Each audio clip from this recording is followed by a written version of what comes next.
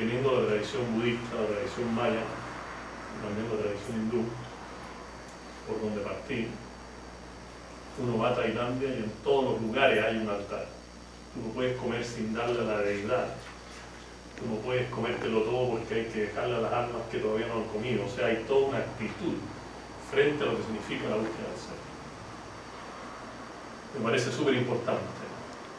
Los felicito. Me parece increíble que a esta hora del día haya tanta gente que esté en esto, y creo que es un ejemplo y es muy, muy importante, porque las soluciones de la humanidad no están afuera, están adentro. Por lo tanto, por mucho que tengamos diferencias de opiniones, al final de cuentas, solo la capacidad de entrar es todo lo que necesita la humanidad. El resto es por añadidura, ¿verdad? Cómo lo hace, cuándo lo hace y por qué lo hace, ya es otro tema. Otra cosa importante, un minuto más, Por favor. ¿está bien? No sé. Usted es el maestro de ceremonia. Un minuto más seguido. Ok, gracias. Porque no sé cuántos son los minutos para introducir un tema. A mí me parece que el título de esta serie es un título sumamente importante, que contiene dos términos que darían para un retiro de 20 días: espiritualidad y transformación social. Y aquí hay 200.000 maneras de definir la espiritualidad y el término de transformación social. Y naturalmente hay una manera espiritual de definir la espiritualidad y la transformación social. Y lo que yo espero hoy día, dentro de un formato que para mí es muy extraño, tratar de entregar la dimensión espiritual, la definición espiritual de temas tanto materiales como espirituales. Y para terminar mi introducción, yo no vengo aquí ni como político ni como ex candidato, y yo se lo dije a ustedes. Yo vengo aquí como mi propio liderazgo espiritual, como un lama, como un sacerdote maya. Yo soy el único sacerdote maya de este país, tengo más de 25 años de sacerdocio maya, y vengo a entregarle a ustedes con un amor profundo. Por eso nunca recibiré un peso, me parece además incorrecto, pero cada uno hace las cosas como quiere, porque creo que para mí esto es una oportunidad más de aprender que de enseñar. Agradecido. La primera pregunta que yo le quería hacer es de dónde usted concibe la espiritualidad. Ya algo dijo en la introducción. Usted pone el tema de la espiritualidad en el debate público, y esa espiritualidad, ¿desde dónde la concibe? Mira, en primer lugar yo diría que cuando trabajé en el sacerdocio maya, y sigo trabajando porque el sacerdocio maya es un mundo iniciático, nunca termina. Tú puedes ser sacerdote maya mañana, si yo te nomino sacerdote maya, pero eso no significa que tú has alcanzado todos los niveles. Uno de mis maestros que todavía está vivo, porque muchos están muriendo en Guatemala, mi sacerdocio maya es el maya quiché, no es el maya azteca, es el maya antiguo. Fermín Gómez, el Tata Fermín, que es mi maestro maya, me dijo: Alfredo, nunca se meta en nada que no tenga espíritu. Y yo vine a entender esa frase muchos años después. ¿Cuántas veces nos metemos en cosas que no tienen espíritu? Cuando tú me haces esta pregunta es clave entender de que no hay ninguna profesión, que no hay nada, ni la economía, ni la política, ni la ingeniería, ni nada, ni la abogacía, que no tenga espíritu. Y estamos en la era de Acuario. La era de Acuario cambia la regla de oro de nuestro comportamiento en la Tierra. La regla de oro de Piscis, que terminó, es en tanto yo sé, en tanto actúo. Por eso se crearon tantas universidades, tantos centros. Uno dice: oye, ¿tú eres economista? Sí, a ver, pruébalo. Yo voy con una fotocopia legalizada de la Universidad de Chile, donde dice Alfredo Sfera, economista. Ellos me autorizaron a mí a decir que soy economista. Eso desaparece en la era de Acuario y estamos todos agarrándonos para que no desaparezca esto. En la era de Acuario la regla de oro es en tanto yo tengo la experiencia de, en tanto yo autorrealizo, en tanto yo actúo. Entonces, si tú no entiendes cuál es la semilla espiritual de lo que tú estás haciendo, hoy en la era de Acuario tú no tienes derecho a ejercer nada. ¿Cuál es la semilla espiritual del abogado, La autorrealización de la justicia. ¿Cuál es la semilla espiritual del médico? La autorrealización de la vida. ¿Cuál es la semilla espiritual del agrónomo? La autorrealización de la ley natural. ¿Cuál es la semilla del periodista? La verdad, la autorrealización de la verdad. ¿Cuál es la semilla del economista? La autorrealización de la confianza. Y yo escribí un pequeño librito que ya se agotó, se llama La Sociedad del 200%. Una sociedad que es materialmente rica y espiritualmente rica. Por lo tanto, cuando tú me preguntas de dónde sale, no hay otra alternativa que salga. Y quien no ha visto cómo sale, significa que está realmente viviendo posiblemente el 100% de la materialidad de tu profesión, pero tú no estás caminando ni un paso en la espiritualidad. Y termino esta pregunta diciéndote lo que me dijo el abuelo Fermín. Nunca te metas donde no sabes si hay espiritualidad. Como tú me vas a preguntar sobre espiritualidad y política en otra pregunta, no voy a ir por ese lado, y también me vas a preguntar sobre espiritualidad y economía, seguro, porque esa es mi materia, seguramente, o sea, intuyendo un poco esta dinámica. Entonces dejo esta pregunta hasta acá. Perfecto. Mucho, Alfredo, se empeña en ver las diferencias entre las distintas religiones y espiritualidades y no así las similitudes. Tú profesas toda espiritualidad que tiene un origen distinto, por lo menos un origen geográfico, el budismo tibetano y la espiritualidad maya. ¿Cómo ves el diálogo entre dos espiritualidades que están tan lejos, por lo menos geográficamente? Bella pregunta. Pero antes de contestártela, yo creo que ustedes merecen que yo les diga qué es para mí la espiritualidad. Porque si no estamos hablando, ¿de qué estamos hablando? La espiritualidad no tiene nada que ver con la religión. La espiritualidad no tiene nada que ver con ninguna cosa esotérica, una cosa rara. Todo el mundo inventa definiciones de espiritualidad. Yo lo escribí esto en mi primer libro, que se llamaba El otro significado de la iluminación. La espiritualidad es la colección de instrumentos, de prácticas, de procesos de autorrealización para que te recuerdes cuál es tu misión en la tierra. El resto para mí no tiene nada que ver con la espiritualidad. Métele divinidad, métele lo que tú quieras. Yo lo respeto, te doy ese espacio. La única razón para entender el camino espiritual es el camino del Dharma. El Dharma es el contrato con el cual tú viniste a la tierra. Y el 99% de nosotros no tenemos idea cuál es el Dharma. Entonces la espiritualidad es el camino de incentivar, de tirarte dardos de acupuntura para que tu memoria vuelva y diga, mira, fíjate que esto es lo que yo vine a hacer en la tierra. Yo me puedo morir en este momento. Me morí. Pum, subí. Una expresión porque nadie sube, pero subí. Eso no existe. San Pedro. Alfredo, chuta, ¿cómo te fue? Fantástico. Lama budista, Chotarken Zambulín, Lama Yamse Gyatso Rinpoche, bla bla bla, y me morí, fíjate, enseñándole a la gente. ¿Y quién te mandó a hacer eso? Lleváis como 4 vidas haciendo la misma cuestión. ¿Cómo? Eres un flojo. Estás haciendo lo que te gusta hacer porque lo sabes hacer, pero no lo que te mandamos. ¿Sabes lo que te mandamos a la tierra? A darle una monedita a esa señora que estaba en la plaza que tú dijiste, vieja borracha de mierda, yo no te doy nada. Así que a eso te mandamos y no lo hiciste. A la fila. ¿Qué es un ser iluminado? No tiene nada que ver con los que se visten así, ni los lamas. Eso no es una realidad. Para mí el ser iluminado es el que sabe que se le prendió la lamparita de cuál es su Dharma en la tierra. Y si tu Dharma es ser abuela, ese es tu Dharma. ¿Y cómo sabes que es tu Dharma? Primero porque eres feliz. El Dharma no, aquí nadie te mandó a que te pegaran palo. Dejo eso al lado porque cuando tú me preguntas que tú tienes una espiritualidad maya y tienes una espiritualidad budista, yo te estoy diciendo la respuesta. La respuesta es que el camino maya y el camino del budismo, el camino del cristianismo, yo estudié la Biblia 3 años, fui intérprete de la Biblia, el cristianismo da muchísimos, ¿no es cierto? El Torá, el Corán, me han dado los instrumentos las prácticas y los procesos de autorrealización para recordar qué es lo que estoy haciendo en la Tierra. Por lo tanto, aquí no hay ninguna contradicción entre ser budista y ser maya. Pero te voy a contestar más para digamos, una cosa más simple.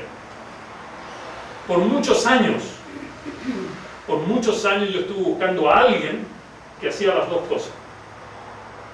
El chamanismo, la alquimia de la tierra, ¿no es cierto? El trabajo del tiempo y todas estas cosas, con un budismo concebido en el occidente como algo muy místico, el bodhisattva. Yo decía, pero a ver, espérate un poco, ¿a quién encuentro? Hasta que encontré uno. Don Lauro de la Cruz, de México. Él, como era hijo de un chamán y sacerdote maya, a los 6 años se lo robaron los mayas, por otras razones muy interesantes, que no hay tiempo para explicar eso. Estuvo como 30 y tantos años en el Tíbet con los Bons, B-O-N-S, los Bons. Los Bons son los tibetanos chamanes. Los primeros budistas del Tíbet eran todos como los mayas. Y hoy día en China se descubrió el mismo sol de Argüelles. En México se descubre en la China. Y están investigando cómo llegó ese sol, ¿no es cierto?, con todo el mapa, con toda la astrología azteca, cómo llegó a la China. No hay ninguna contradicción. No hay ninguna contradicción de que yo diga, fui católico. No hay ninguna contradicción si tú tomas la definición de espiritualidad que yo tengo. Si tú tomas la espiritualidad como una fe, como una cosa religiosa, oye, ¿cómo tú así budismo y chamanismo? El chamanismo es sumamente importante, porque en el budismo la esencia del camino están los 5 elementos de la vida. Al final de cuentas, está ahí. ¿Cuáles son los 5 elementos de la vida? El aire, el espacio, el agua, la tierra y el fuego. Los mayas son los maestros del fuego. Yo hago fuego, yo me dedico al fuego. Yo a través del fuego puedo hacer cualquier cosa. Es el complemento ideal. Si tú no conoces la alquimia de la naturaleza, es imposible que tú avances en tu camino espiritual. Y mi gran lucha política es para atraer y proteger esta naturaleza, porque si no, no vaya a tener los elementos necesarios para tu desarrollo espiritual.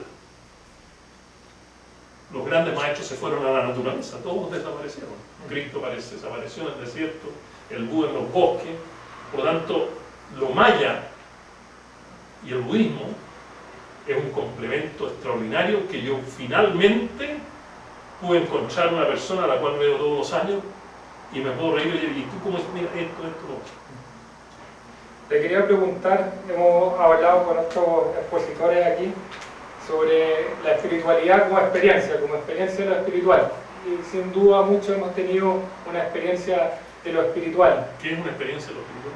Ha sido definida de distintas formas, de distintas vertientes, como expansión de la conciencia, como es solo para entenderlo, no estoy tratando de... Yo te interrogo, pero quiero saber, porque la terminología es muy importante.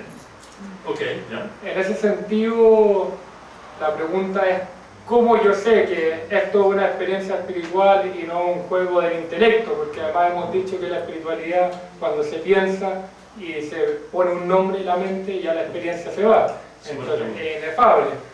En ese sentido, ¿cómo yo estoy y siento y tengo la certeza vos desde tu experiencia? Súper pregunta. El otro día estaba en el campo y llegó un joven que es discípulo mío y me dice, maestro, yo tengo un problema, fíjese que a mí en la mente me hablan tantas personas. ¿Cómo yo sé quién me habla? O hay gente que me dice, don Alfredo, maestro, a mí me da lo mismo, fíjese que yo ayer estuve escuchando en mi mente la palabra de Dios. Y yo le digo, ¿cómo sabes tú eso? Que no fue el resultado de los porotos granados que te comiste la noche anterior. Porque el lenguaje, cuando la palabra llega a la mente, ha sido el sistema nervioso el que lo tradujo. Obviamente, Maharishi Mahesh Yogi, ¿se acuerdan del famoso, nosotros los que tenemos canas sabemos eso, el que era el de los Beatles, ¿no? Que decían que estaba enamorado de la Mia Farrow? Una vez que Maharishi era así, sí, chiquito. Yo fui discípulo de Maharishi. Y un día Maharishi, como a las 3 de la mañana, me dice: mira, Alfredo, ¿sabes? La humanidad tiene un problema muy serio. ¿Por qué le digo? Porque el cuerpo humano siempre está en equilibrio. Y esto es bueno porque yo soy psicólogo. Independientemente de su nivel de toxicidad. Repito, estoy hablando de lo que dijo Maharishi. Que el ser humano está permanentemente en equilibrio, independientemente de su nivel de toxicidad. Y le digo: Maharishi, eso es imposible. Esto no es posible. No, me dijo, piensa en el borracho. El borracho dice que puede manejar. Y si tú le dices: compadre, no, pero compadre, si yo sé manejar, yo voy todos los días para mi casa así. ¿Quién le puede quitar las llaves al borracho? El que tiene un menor nivel de toxicidad. Porque si tú estás borracho y yo estoy borracho, nos vamos cantando, ¿no? ¿Cuál es el problema? Estamos en el mismo equilibrio. ¿Es así o no así? El tipo que tiene LSD, que está sentado en el rincón de la pieza, él está en equilibrio. No está en mi equilibrio, pero él está en su equilibrio. Una vez estuve con uno de estos tipos, y me mandaron a pedir que lo sacara de eso. No me saque de eso, maestro. Yo estoy aquí con la tierra, la tengo en mi brazo. Me está pulsando. Hay una lógica interna dentro de ese equilibrio. Hay que entender cuando hay una experiencia espiritual, porque si no estamos todos enredados en todo tipo de cosas. Y esa manera de entender esa experiencia espiritual es la experiencia que transforma. Entonces hay que saber ¿qué se transforma? Porque nosotros podemos decir: a mí me transformó la vida. A ver, ¿pero qué es eso? Y aquí hay una pirámide muy sofisticada. Yo hablé de eso en Estados Unidos hace unos meses atrás, un año atrás ya. Se me olvidó la cuestión de la campaña, el calendario. Eso fue como un cuadrado dentro del calendario mío. Y esa pirámide parte de un punto netamente intelectual, no como mucha gente cree. Y si tú no tienes la experiencia espiritual encajada en tu sofisticación intelectual, yo te digo, va a ser muy difícil que tú pases al segundo plano de la pirámide. El segundo plano de la pirámide es lo emocional. No, yo tuve una experiencia espiritual, yo le digo, maestro, yo tuve una experiencia espiritual. Fíjese, yo vi rojo. A ver, ¿dónde viste el rojo? Mira, es que yo me estaba tocando aquí y empecé a ver rojo. Sí, le digo, claro, ahí se ve rojo. Pero tú sabes por qué se ve rojo. No tiene nada que ver con una experiencia espiritual. Eso es simplemente la fuerza del tumo. Pero si tú pones las manos más arriba del ombligo, tú vas a ver la luz blanca. Y eso no es una experiencia espiritual. ¿En qué te transformaste? Y termino esto, ya que estoy mirando tu pauta, para apurarme un poco. Por eso digo que este formato para mí no me funciona mucho, así que pido disculpas. Es muy importante, ¿me entiendes?, que tú entiendas dónde estás para saber para dónde vas. De lo contrario, tus experiencias espirituales no son espirituales. Simplemente son experiencias de cualquier cosa. Y creo que es importante leer el libro de Jung, tú obviamente lo has leído, sobre la interpretación de los sueños, porque también hay muchas malas interpretaciones de ese mundo que se llama espiritual, que no tiene nada espiritual. Ese es un mundo material, sutil, de autocura, de autolimpieza, a través de una traducción que hace el sistema nervioso tuyo. Si tú tienes un sistema nervioso X, la traducción tuya es diferente a la de ella.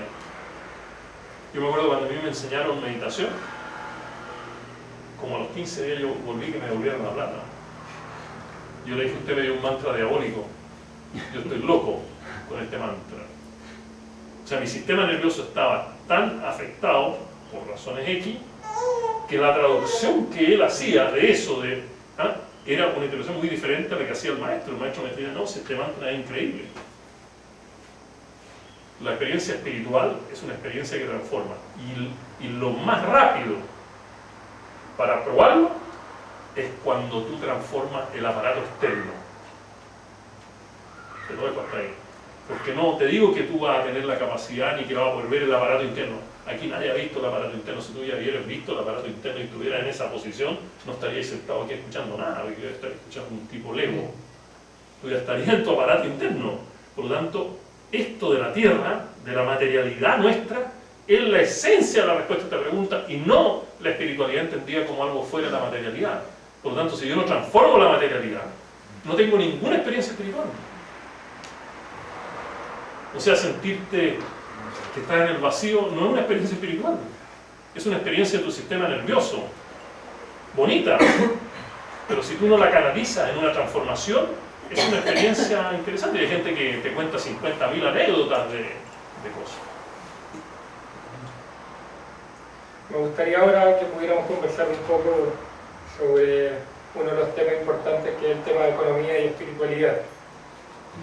Muy pocos economistas, ahora hay un par que yo he tenido la suerte de leer, han escrito un poco sobre economía y espiritualidad, y muchos líderes espirituales rehuyen o no se pronuncian respecto al tema de la economía, sobre todo al tema de la economía como se entiende hoy en día y el modelo que nos afecta. ¿Cómo ves la relación entre esas dos disciplinas? ¿Y cuáles son los puentes que debieran ser llenados de contenido? Hace 25 años atrás más o menos escribí mi primer artículo que se llamaba Spiritual Economics, la economía espiritual. Produjo un escozor en el Banco Mundial que fue atroz. Este gallo se charó. ¿Qué hacemos con este tipo? Este tipo está hablando de que existe no una economía neoliberal, sino una economía espiritual. Para eso hay que simplemente preguntarse qué es la economía. Si no respondemos a esa pregunta, yo puedo hablarte de la economía del amor. También he hablado de eso, he escrito sobre la economía del amor. Love Economics. Y existe. La economía es una colección de valores que el individuo utiliza para tomar decisiones frente a situaciones de escasez material.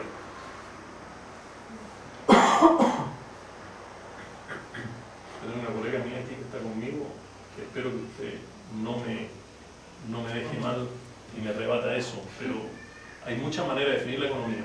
Para mí la economía son esta colección de valores a través de las cuales yo voy al supermercado y escojo mugre o bueno. Pago más o pago menos. Depende como yo sienta el tema de la escasez, que es un tema que hay que hablar de eso, es un tema muy fundamental. Por lo tanto, la pregunta no es la economía como una entelequia separada, no, el problema son cuáles son tus valores que tú adoptas, que tú autorrealizas para hacer eso. Y hoy día hay muchas corrientes de economía, como Proud, ¿no es cierto?, que es la economía de la solidaridad, y los brasileños lo están haciendo. Y hay muchos de eso, yo he estado en muchas conferencias de esto. Cuando uno anunció, hace muchos años atrás, cambiar el Producto Interno Bruto por la felicidad, este gallo es un idiota. ¿De qué felicidad me estáis hablando? ¿Cómo tú vas a medir la felicidad? Bla, bla, bla, bla, bla. Hoy día, no, pero es que Bután tiene la economía. Tenemos todos que tener. Oye, si tú eres presidente, vas a tener un ministerio de la felicidad. Muy importante. Yo dije que la semilla espiritual de la economía es la autorrealización de la confianza. Te voy a poner algunos ejemplos de la confianza. Oye, yo tengo 2 millones de pesos en la cuenta corriente. Mentira. ¿Cómo sabes tú que tenés 2 millones en la cuenta si no aparece en ninguna parte? Ah, no, es que me llega la cartola. Sí, pero ¿quién te dice que la cartola es de verdad? Imagínate que yo mañana me pare en el Wall Street y diga, oye, todas las comercializaciones de los stock aquí es un fraude. Imagínate la crema que queda. Cuando yo estaba en la campaña, nosotros hablamos de nuestra política social y el ministro de Economía de este gobierno dice, ustedes no están disminuyendo la inversión extranjera. No se puede hablar de esto. Eso es, ¿no es cierto?, la verdad en el sentido de cómo funcionan estas cosas. Oye, tú me pasas un billete de 1.000 pesos. ¿Será de 1.000 pesos? es que yo puedo comprar con 1000 pesos, sí, pero lo que tú estás comprando vale 1000 pesos. Este es todo confianza, es la autorrealización de la confianza. Y hoy día la gente dice, no, fíjate que este sistema no me gusta, a otro le gusta, no sé. ¿Por qué? Porque se perdió la confianza. Se perdió ese estado de confianza. Es lo mismo que el periodismo. ¿No es cierto? El periodismo es la autorrealización de la verdad. Cuando tú sabes que hay muchos medios de comunicación que solo dicen la mentira. Entonces, la economía espiritual es el futuro de la humanidad, porque tenemos que tener valores espirituales, los valores del amor, de la compasión, de la justicia, de la equidad, de la cooperación, de la solidaridad. Eso tiene que guiar la economía. Y yo lo dije 1000 veces, nosotros no somos seres económicos, somos seres humanos. La economía tiene que estar al servicio de nosotros y no al servicio de... Todas esas frases que aparecían como políticas vienen profundamente de mi práctica espiritual. No venían así por lanzar una frase. Y uno las lanza porque al final, por último, que quede como un mantra, que a alguien le toque ya, eso ya es suficiente. Pero la economía responde a los valores que tú utilizas en las decisiones frente a una escasez material. Franco Horvath le preguntaron en Columbia University ¿qué es la economía? Y él miró al público y dijo, es la ciencia del sentido común. Y otra, la famosa definición de siempre, es lo que hacen los economistas, porque al final hay tantas diferencias de opinión que la economía es lo que hacen los economistas. Pero es muy importante, si estamos aquí en una sala de lo espiritual, de entender que la economía será el destructor de la humanidad si no entran los valores correctos a las decisiones sobre nuestro futuro material y espiritual, no solo nuestro futuro espiritual. Nosotros estamos aquí por lo material. Eso es lo muy interesante. Un tema que a mí me parece muy interesante es el tema de la libertad. La libertad está entendida en muchas perspectivas económicas, sobre todo la libertad de poder poner a los hijos en el colegio que uno quiera, de poder consumir lo que uno quiera. Y en las vertientes espirituales, por lo menos las que se han abrazado en este ciclo, la libertad también es un valor fundamental y indispensable para la autorrealización. Sin la libertad, sin el término del dogma, es imposible la realización individual. En ese sentido, ¿cuáles son las diferencias entre la libertad de los mundos económicos y la libertad del ser que se realiza en la espiritualidad? ¿Es la misma libertad, una libertad en una parte más reducida, en otra más amplia? ¿Cómo dialogan esas dos perspectivas de la libertad? Súper. Quiero, antes de contestarte eso, que me permita contarte una anécdota sobre economía y escasez. Resulta que yo quería conocer a Maharishi Mahesh Yogi y traté. Un día estaba en la India trabajando para el Banco Mundial y como a las 6 de la tarde del día anterior a que conocí a Maharishi me llega un tipo y me deja una nota en el escritorio, en el front desk del hotel. Maharishi lo puede ver mañana al mediodía. Yo salté, dije, increíble poder ver a este tipo en persona, que ya lo había seguido hacía muchos años y no lo conocía personalmente. Y voy a contar la historia bien cortita. Llegamos allá, una cosa espectacular. Él vivía en un pueblo que se llama Maharishi Nagar, todo angelical, y no sé qué. Estábamos en un domo chiquito, la mitad de esta sala, lleno de incienso, y de repente llegó Maharishi. Hello. ¿Cómo está Maharishi? Y Maharishi viene y me da la mano. Yo dije, qué raro. Pues Maharishi era intocable. No podía tocar nada. Y me dice Maharishi, ¿en calidad de qué viene usted a verme a mí? Yo casi me caí. Porque le dije, no, mire, yo no tengo ningún poder de nada. Yo aquí vengo en una calidad de la calle. Yo aquí no me quería reconocerlo. ¿Quién me dijo que usted no tenía poder? Y se va a sentar a su sillón y me dice, yo entiendo que usted es economista. Yo dije, aquí, él me dio una charla de 1 hora sobre el poder. voy a cortando la historia. Yo dije, ahora que me preguntó que soy economista, le voy a dar yo una charla a este hindú, entiende, que me viene a dar charla a mí sobre el poder, sobre economía. Y yo digo, maestro Maharishi, la economía es la ciencia de la escasez. Y voy a decir la próxima frase y me corta de punta.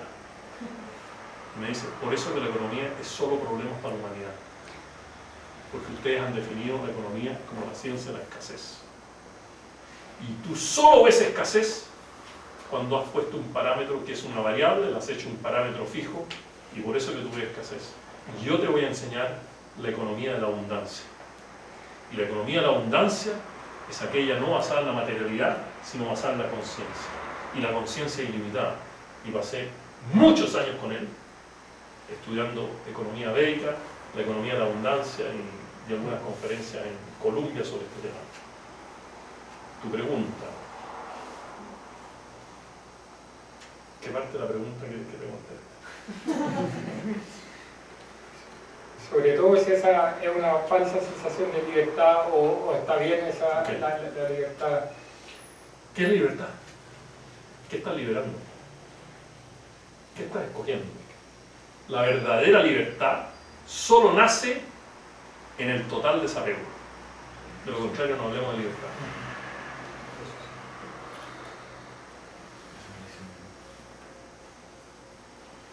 Esa es la libertad.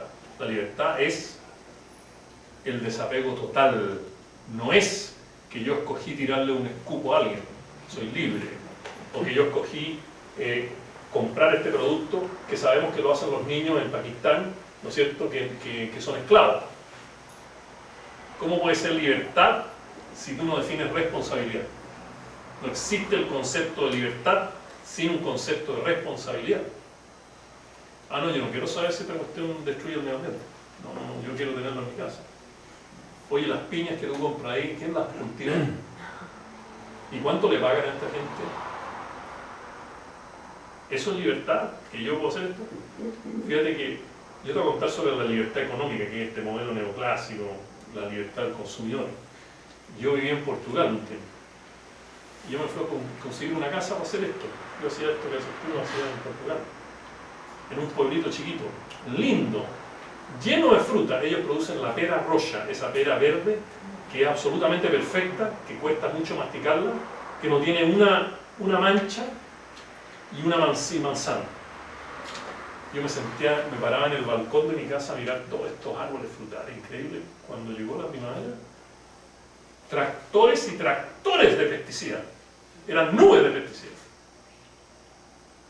Fui a hablar con ellos, me decían, doctores, decían estos portugueses en Portugal, ¿cómo usted nos va a pedir a nosotros que nosotros tenemos edad promedio, los campesinos, 74 años en esta aldea? Nosotros tenemos que sobremecanizar todo para poder sobrevivir. Nosotros no podemos andar con el arado y hacer cultura orgánica. Después venían las hormonas. Les tiraban hormonas a los árboles para que el árbol creyera que la primavera todavía continuaba y quedaran más flores por rama, para sacar más peras por rama. Un día tuve una indigestión en Indonesia, volví a Portugal y fui al hospital regional y la doctora me dice, don Alfredo, le tengo una mala noticia. Su sangre tiene pesticidas. Él es libre. Él es libre. No lo pude parar, no lo pude convencer. Pero ¿qué responsabilidad tiene él sobre mi pesticida en la sangre? Por suerte fue inerte por mucho tiempo y después yo seguí un tratamiento para sacarlo. No es fácil, no es fácil sacar los pesticidas del cuerpo. Es muy difícil. Entonces cuando hablamos de libertad, la economía habla de la libertad del consumidor, que maximizamos los beneficios, pero ¿dónde está el resto? ¿Dónde está la equidad? ¿Dónde está la protección ambiental? ¿Dónde está el resto? ¿Qué responsabilidad es eso? Pero la verdadera libertad es el estado puro del desapego. ¿Y cuál es el estado del desapego? Es como tener una cebolla que le sacan la primera capa. ¿Cómo se llama? Acá, la cebolla. La tela de la cebolla, saca una. Después vuelve a sacar la otra. Vuelve a sacar la otra. Es el desapego. Saca la última y te tocó la última y en tu conciencia todavía está la cebolla. Esa es la autorrealización de la libertad. Que la cebolla materialmente desapareció, sin embargo la cebolla todavía te queda dentro de ti. Como decía un maestro, hay 50.000 maneras de comer un helado. Y la manera más sublime es que tú cierras los ojos, abres los ojos y te desapareció el helado en la mano.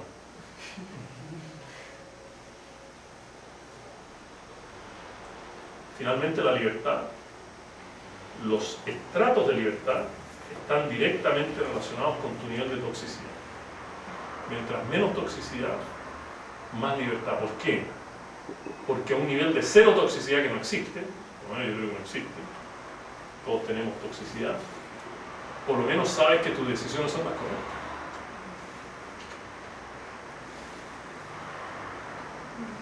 La realidad espiritual, la experiencia espiritual, pregunta anterior, está directamente correlacionada con tu nivel de toxicidad. Mientras menos toxicidad, tú más cerca de la realidad estás. Por lo tanto, si hay una política nacional que hacer en nuestro país, detox. Nada más, no hagamos nada más. La economía monetaria, fiscal, la reforma tributaria, da lo mismo. Let us detox. Y de momento que estamos detox, va a cambiar todo alrededor nuestro, va a cambiar el país, nadie va a saber por qué ahora somos todos amigos, cuando antes éramos todos enemigos. Esa es la política más grande, y yo lo promoví en el Banco Mundial. Detox. Al principio me decían, si no estamos borrachos, sí, digo, estamos borrachos. La siguiente pregunta justamente tiene que ver con el tema de la escasez. Mucha gente plantea que dado el desarrollo tecnológico y las posibilidades de la conciencia, la escasez es un engaño de algunos para controlar a otras personas, y eso yo lo veo muy presente sobre todo en la discusión que tenemos con el tema energético en Chile, que es un tema que la escasez, si me puedes comentar un poco eso, ¿cómo tú que tienes ese diálogo con el mundo de la política, cómo se maneja realmente como conscientemente que es simplemente un tema de coercitivo, de poner el miedo, o realmente la gente que está en la política cree en el paradigma de la escasez y que es imposible o inviable la abundancia, la superabundancia? Un momentito. Cuando yo hablé de la economía de la abundancia, yo no estoy hablando de la economía de la abundancia material. De acuerdo. Estoy hablando de que existe una forma de hacer economía basada en la conciencia humana, que es ilimitada, por lo menos ilimitada dentro del planeta Tierra. No sé si hay arriba, no sé si existe arriba, en fin, en algún lugar puede que sea limitada. La escasez se impone porque dentro de la escasez, dentro de cómo es la naturaleza de la escasez, dentro de la semilla de la escasez, es la exclusión. Un ejemplo. Tenemos 10 niños en kindergarten. Y tú eres el psicólogo de ellos y tú entras con 10 pelotas de fútbol. Dentro de la sala hay 10 pelotas de fútbol. Y la sala tiene 10 niños en la sala. Yo te aseguro que los niños entran a la sala despacito, lento. ¿Quién va a entrar rápido? El que ve la escasez de un color de la pelota. Pero no nos vamos sofisticando tanto para no aburrirlo. Pero hablemos de la unidad, pelota de fútbol. No hablemos si son todos iguales, todos del mismo color. Los niños entran despacito, si todos tienen una pelota. Hay una inclusión. Pero si tú tienes 10 niños en la sala y tú dejaste 3 pelotas, yo te aseguro que van a entrar a toda velocidad a ver quién agarra la primera pelota. Esa es la economía neoliberal. Entonces yo tengo que crear escasez. Yo tengo que crear escasez. ¿Y cómo creo escasez?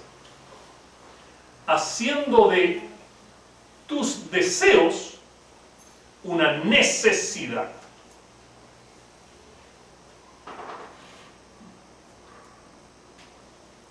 En todo. Vean las propagandas de la tele. Yo no estoy hablando nada que ustedes no saben. Hay que usar a las mujeres lo máximo posible para vender los productos. O sea, si no, no se puede vender. Es ridículo, es absurdo. Es absurdo que aparece una niña en bikini para vender auto Ford. ¿Qué tiene que ver eso? Te crean la escasez. ¿No es cierto? La persona que siente, wow, fíjate que si yo me compro esta camioneta, la probabilidad que tengo de ver a esta mujer, o de conseguirme esta mujer, es alta. ¿Cuáles son los refranes de las propagandas de los productos? De Coca-Cola. Coke is it. ¿Qué significa eso? La cola es el zumo, es todo. Ah, yo no tengo todo, tengo que ir a tomar Coca-Cola. ¿Cuál es el aviso de la Nike? Just do it. Ah, but if I have to do it, tengo que ir a comprar esa zapatilla. De lo contrario, I'm not gonna do it. Lo voy a hacer diferente. ¿Cuál es la propaganda de la Ford Motor Company? Quality is our job number one. La calidad es la pega nuestra, es lo que nos motiva. Chuta, todavía tienen auto de calidad. La variable calidad es escasa. Me metiste en eso. Mercedes-Benz tenía una propaganda muy buena que decía que la calidad de un auto no se mide por la velocidad con que anda, sino por el nivel de confort que alcanza cuando tú andas rápido. Imagínate que el gallo que le gusta andar rápido, Mercedes-Benz al tiro. Entonces, este tema es muy importante. La escasez es la fuente de la discordia en la humanidad. Y toda la televisión, toda la radio, todos los medios de comunicación te están transformando tu deseo en necesidad. No, es un auto, es necesario. ¿Cómo te explicas tú que en Chile hay 17 millones de habitantes y hay como 28 millones de teléfonos celulares? Yo andaba con 3 teléfonos celulares, era un horror. Horror. Uno para mis hijos, porque si no, el día que los periodistas supieron mi número de teléfono, una locura, todo el rato los teléfonos. Otro para el comando, por si habían problemas de seguridad y todo. Después me agarraron los teléfonos del comando, y era imposible. Te crea una necesidad. Por lo tanto, es muy importante esto para nosotros. Porque yo tengo que decirle algo. La espiritualidad solo tiene sentido si está inmersa en la realidad humana. Es muy linda la espiritualidad cuando todos hablamos lo mismo. Oye, que simpático, vamos todos de acuerdo. La espiritualidad tiene que estar donde no hay, no donde hay. Estamos todos contentos, formamos el club de la pequeña Lulú, el club de Toby. La gente dice, pero ¿cómo usted mete la espiritualidad en la política? Porque ahí no hay. Hay que tratar. En la empresa, cuando nosotros metimos el tema de la espiritualidad en la empresa, hace más de 25 años atrás, oye Alfredo, estáis metiendo la religión, deja a los trabajadores tranquilos. Hoy día, son los grandes escritos de la escuela de Business Management sobre Spirituality and Business. Cuando publicaron una entrevista mía en el Journal del MIT, que se llama Sol Journal, y yo hablé que no existía emprendimiento ni de negocio, ni emprendimiento social, sin que exista emprendimiento espiritual. O sea, pero ese año por suerte me dieron un premio nacional sobre Social Corporate Responsibility, así que pasé de largo, el banco nunca me pegó la patada. ¿Qué es un emprendimiento de negocio? Estoy hablando de un ejemplo de tu pregunta. El emprendedor de negocio es el que tiene una conciencia inmensa sobre el negocio, conoce los desafíos del negocio y resuelve los problemas del negocio. Tú no puedes resolver los problemas del negocio si no tienes conciencia del negocio. Yo le daría el premio Nobel al gallo que hizo los códigos de barra. Ese gallo increíble. Zing, zing. Te hace la contabilidad, el código es una cuestión increíble. Ese tipo tenía una conciencia, o que alguien perdía o alguien ganaba haciéndolo con lápiz. o con las máquinas Frieden. ¿Te acuerdas? Yo a veces coleccionaba, ya no colecciono porque hay mucho espacio, esas máquinas registradoras, súper interesantes, donde saltaban los numeritos. Yo le decía, no, fíjese que nos saltó este numerito, hay que hacerlo de nuevo. No sé, esa es una persona que entiende eso. No, pero aquí en Chile se hace la diferencia, como en muchas otras partes. Pero mi pregunta, o sea, en verdad te tengo varias preguntas, pero yo es que sí, pero yo creo que voy a hacer dos preguntas que para mí son como bien relevantes. La primera es, tú hablaste de una sociedad violenta, agresiva, de muchas manifestaciones de violencia. Yo creo que Chile en ese contexto hay una discriminación disfrazada de clasismo en muchos lados y somos un país complicado donde al ser humano se lo define por lo que tiene, por lo que hace y no por lo que es.